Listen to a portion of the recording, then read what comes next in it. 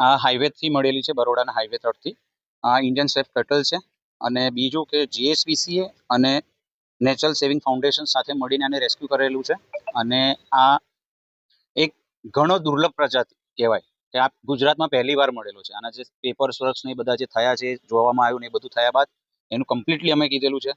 લિમર્સિયા એનું નામ છે, કાચબાનું એ.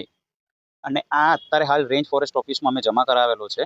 અને એની આગળના તપાસ કરી રહ્યા છે સાહેબ કે કેવી રીતના છે. અને આ રેરમાં રેર ગુજરાતમાં પહેલી વાર મળી આવેલો છે.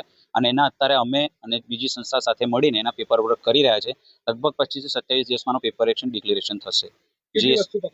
એક જ છે. આઈ થિંક 1 વર્ષની અંદર છે. એનું માપ છે 7 ઇંચ છે. અને જો મોડા સાથેનું લે તો 10 ઇંચ છે.